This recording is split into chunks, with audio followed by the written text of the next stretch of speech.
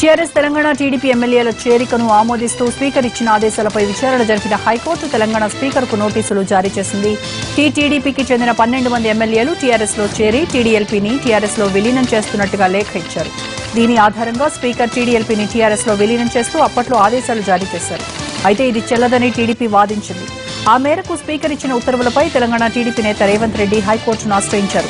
ఈ పిటిషన్ను సోమవారం విచారణ జరిపిన న్యాయస్థానం ఈ మేరకు స్పీకర్కు నోటీసులు జారీ చేసింది.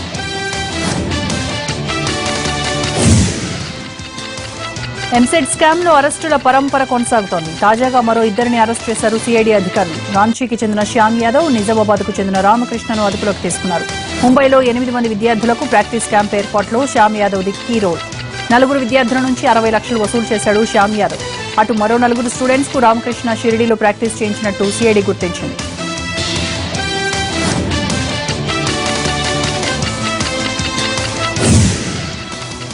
గ్యాంగ్స్టర్ నయీం మృతదేహానికి పంచనామా నిర్వహించారు. అనంతరం పోస్టుమార్టం కోసం డెడ్ బాడీని షాద్నగర్లోని కమ్యూనిటీ హాస్పిటల్కు తరలించారు. పోస్టుమార్టం పూర్తయిన తర్వాత మృతదేహాన్ని అతడి బంధువులకు అప్పగించనున్నారు. అటు నయీం మృతి చెందిన ఘటనా స్థలంలో 4 బుల్లెట్లు, గన్ను స్వాధీనం చేసుకున్నారు పోలీసులు. మిర్యాలగూడ, భువనగిరిలో నయీం అనుచరులు, బంధువుల ఇళ్లలో పోలీసులు సోదాలు చేస్తున్నారు. నయీం అత్త, బావమరిదిని అదుపులోకి తీస్తున్నారు. ల్యాప్టాప్లు, పలు ఆస్తులకు సంబంధించిన పత్రాలు స్వాధీనం చేస్తున్నారు.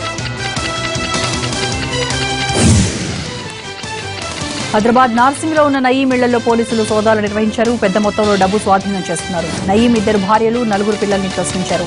అతని ఇంట్లో ఓ రివాల్వర్ను కూడా స్వాధీనం చేసుకున్నారు. 4 ఏళ్లుగా నార్సింగ్లో నయీం నివాసం ఉంటున్నాడు. తన ఇంటికి సీసీ కెమెరాలు, గ్రిల్స్ తో కట్టుదిట్టమైన భద్రతను ఏర్పాటు చేస్తున్నాడు నయీం. మరోవైపు షాద్నగర్లోని ఇంట్లో 4 మహిళలతో పాటు 8 మందిని ప్రశ్నించారు పోలీసులు. నయీం ప్రతి డెన్లోనూ మహిళలు, పిల్లలు ఉన్నట్టు పోలీసులు గుర్తించారు. సెక్యూరిటీ ఇబ్బంది లేకుండా ఎక్కడికి వెళ్లినా మహిళలతో కలిసి నయీం ప్రయాణించేవాడని పోలీసులు చెబుతున్నారు.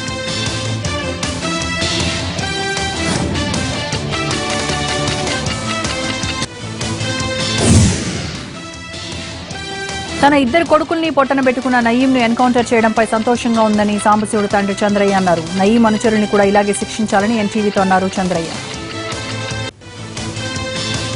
మంచిగానే చంపిండు పోలీసులు, మంచిగా చంపిండు, మాకు ఆనందమే. కానీ ఆయనతో ఉన్న అనుసారులు కూడా చంపాలి. ఆయన ఒక్కడే చంపలే, ఆయన రాలే, వాళ్ళని తోలితేనే వాళ్ళు చంపిండ్రు. వాళ్ళు చస్తేనే దేశమంతా ఎలానవుతుంది. వాళ్ళని చంపదు మాత్రం వాళ్ళు ఎప్పటాటే ఉంటుంది. వాళ్ళు బాగా సరిపోయి సంపాదించుకొని ఉన్నారు. మందిని ముంచి లక్షలు దోసుకొచ్చి కొట్టుకొచ్చి విరుగా బలిచిండ్రు. వాళ్ళని ఇంకా బెదిరించుకుంటూనే తిరుగుతారు. వాళ్ళు మరుసారు. ఇప్పుడు ఆడొక్కరు చచ్చిపోతే వీళ్ళు అందరికీ ఉంది బలం. విశాఖపట్నం గాజువాక శ్రీనగర్ కాలనీలో మహిళ గొంతు కోసి పరారయ్యారు గుర్తు తెలియని వ్యక్తులు. పట్టపగలే జనావాసాల మధ్య జరిగిన ఈ ఘటన స్థానికంగా కలకలం రేపింది. శ్రీనగర్ కాలనీకి చెందిన ఈశ్వరరావుకు నర్సీపట్నానికి చెందిన కావేరితో 4 నెలల క్రితం పెళ్లైంది. ఈశ్వరరావు రోజువారీ కూలీ పనులకు వెళ్తుండగా కావేరి ఇంటి దగ్గర ఉంటోంది. మధ్యాహ్నం 12 గంటల సమయంలో ఈశ్వరరావు ఇంటికి వచ్చిన కొంతమంది దాహంగా ఉంది, మంచినీరు కావాలని అడిగారు. దీంతో నీళ్లు తెచ్చేందుకు లోనికి వెళ్లింది కావేరి. ఇదే అదనంగా ఇంట్లోకి ప్రవేశించి కావేరి గొంతు కోసి పరారయ్యారు దుండగులు. కావేరి గట్టిగా అరవడంతో వచ్చిన ఇరుగు పొరుగు తీవ్రంగా గాయపడ్డ ఆమెను దగ్గరలోని ఆసుపత్రికి తరలించారు. ఘటనా స్థలాన్ని గాజువాక ఏసీపీ పరిశీలించారు. కావేరిపై దాడి చేసిన దుండగుల్ని పట్టుకునే పనిలో పడ్డారు పోలీసులు.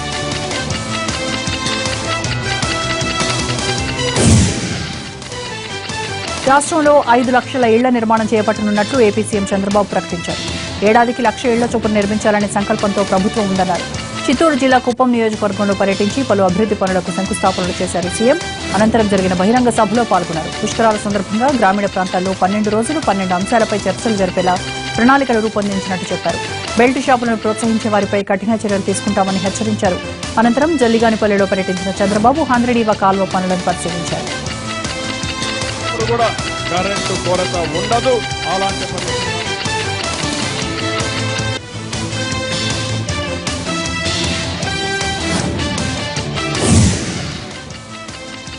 లోక్సభలో జీఎస్టీ బిల్లుపై కేంద్ర ఆర్థిక మంత్రి అరుణ్ జైట్లీ మాట్లాడుతున్నారు. Live The union government has to come before this house and there can be no levy of taxation unless it is appropriated and sanctioned by this house. And therefore, in matters of taxation, you have really the predominant authority. The other house has an authority to make suggestions. Now, what is bill की shape क्या होगी? Bill का draft बनेगा. मेहताब साहब ने उसका उत्तर दे दिया. Bill का ड्राफ्ट कौन बनाएगा? मैं नहीं बनाऊंगा. इस संविधान संशोधन में जीएसटी काउंसिल बनाएगी, जिसमें आपके भी वित्त मंत्री होंगे, आपके भी राज्य के प्रतिनिधि। वो काउंसिल इसका ड्राफ्ट बनाएगी, वो ड्राफ्ट केंद्र सरकार के पास आएगा और वो ड्राफ्ट राज्यों के समक्ष आएंगे। और इसलिए जब राज्यों के समक्ष आएंगे, जो सेंट्रल जीएसटी का ड्राफ्ट होगा वो पार्लियामेंट में आएगा, जो आईजीएसटी का होगा वो पार्लियामेंट में आएगा, जो एसजीएसटी का होगा वो सब विधानसभाओं में जाएगा। और इसका उत्तर दीपेंद्र जी आपके प्रश्न का भी है, जो आर्टिकल 109 और 110 को लेकर आपने डिस्टिंक्शन बतलाया। आर्टिकल 109 वाले जो कानून होंगे वो सारे राज्यों के अंदर जाएंगे, इस संसद में नहीं आएंगे। What is credited to the consolidated fund of a state will be determined by the legislature of that state. यहां सिर्फ वही आएंगे जो आर्टिकल 110 वाले होंगे या आर्टिकल 117 वाले होंगे. It's only those which will come here. And finally, it is whatever final draft the GST Council prepares, depending on the language of that draft, it will be the authority of the speaker to decide. And let me just tell you, this argument which is being raised that I have an option, there are some three boxes, general bill, financial bill and money bill, and I have an option in which one to put it. I have no such option. The Constitution clearly defines which each bill is. The language used in Article 110 is, a bill shall be deemed to be a money bill only if the following conditions are present. It shall be deemed to be. And therefore we are all bound by the mandate of 110. If it doesn't have the ingredients of Article 110, then it will get into Article 117 and become a financial bill. But if it has the ingredients of Article 110, then it shall be deemed. This optional choice, और मैंने इसका दूसरे सदन में उत्तर दिया था, what is the difference between the jurisdiction of the two houses? Otherwise, both houses of parliament are equal. Under Article 75, the Council of Ministers is responsible to this house. It can't survive a minority in this house, it can survive a minority in the other house.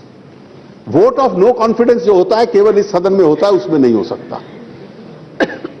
और money bill के संबंध में, money bill केवल इस सदन में introduce हो सकता है.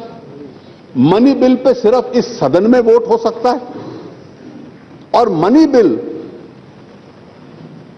अगर गिरता है तो सरकार के पास कोई ऑप्शन नहीं, सरकार उसी वक्त इस्तीफा देती है.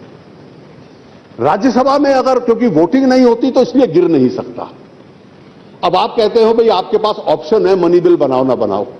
कल ऐसी स्थिति आ गई कि मनी बिल आया और सरकार गिरने लगी है, तो आपके सुझाव को मान के वो कहे अच्छा आप मान लो ये मनी बिल नहीं है. Option can work either way.